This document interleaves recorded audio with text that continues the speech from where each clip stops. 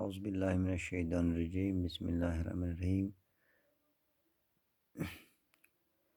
جماعت ششم، مضمون اردو۔ آج 10 مئی 2021۔ میرے بچوں، آج کا جو لیسن ہے آپ کے اردو کتاب میں، اگر آپ دیکھو گے اپنی کتاب، آپ پیج نمبر 66 پہ جا سکتے ہو۔ وہاں پہ آپ کو ایک اپنی کتاب میں ایک لیسن ملے گا، چغل کھانے والا، یعنی چغل خور جس کو ہم کہتے ہیں۔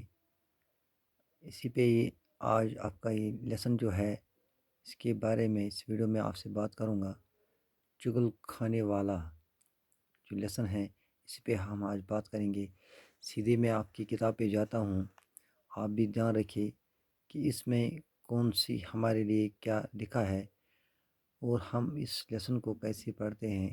یہ جو سبق ہے چغل کھانے والا، ششم جماعت کے بچوں کے لیے، اگر ہم اس سبق کو شروع کرتے ہیں۔ پرانے زمانے کی بات ہے کہ کسی گاؤں میں ایک چغل خور رہتا تھا۔ ایک پرانے زمانے کی بات ہے کہ ایک گاؤں میں ایک چغل خور رہتا تھا۔ اسے چغلی کھانے کی بہت بری عادت تھی۔ وہ اکثر اس کی ایک بری عادت لگی ہوئی تھی کہ وہ چغلی کھاتا تھا۔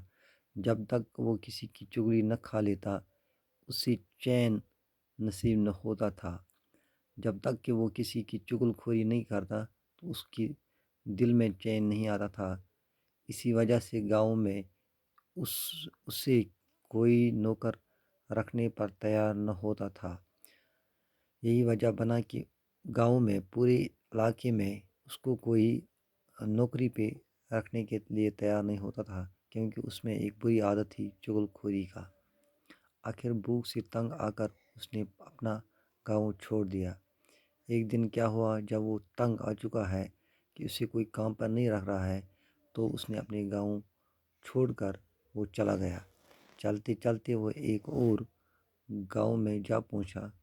جب وہ دوسری گاؤں میں جا پہنچا، جب دوسری کام کی تلاش میں دوسرے گاؤں تک جاتا ہے، یہاں اس سے کوئی نہ جانتا تھا۔ وہ ایک کسان کے پاس اس شرط پر ملازم ہو گیا کہ وہ تنخواہ نہیں لے گا۔ اس نے ایک جو کسان ہوتا ہے، جس کے کھیت ہوتے ہیں، اس کے ساتھ ایک شرط رکھی کہ میں آپ سے تنخواہ نہیں لے لوں گا، لیکن آپ مجھے اپنی نوکری پر رکھ لیجئے۔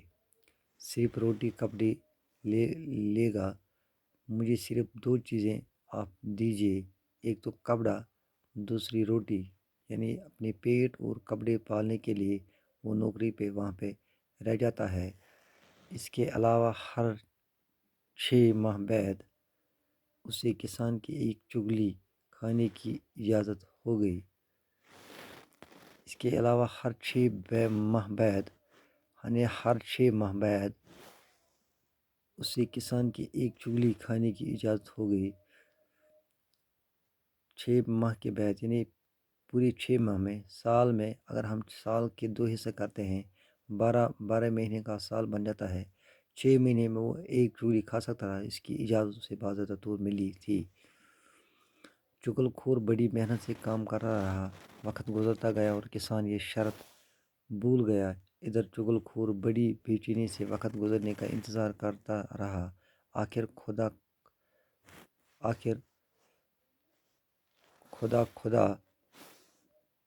کر کے 6 ماہ گزر گئے۔ اب وہ شرط کے مطابق کسان کی چغلی کھا سکتا تھا۔ کسان یہ بھول چکا تھا، کیونکہ 6 ماہ کا عرصہ بہت ہوتا ہے، اس لیے اتنی دیر میں وہ بھول گیا تھا کہ میں نے اس مزدور کے ساتھ کوئی شرط رکھی تھی۔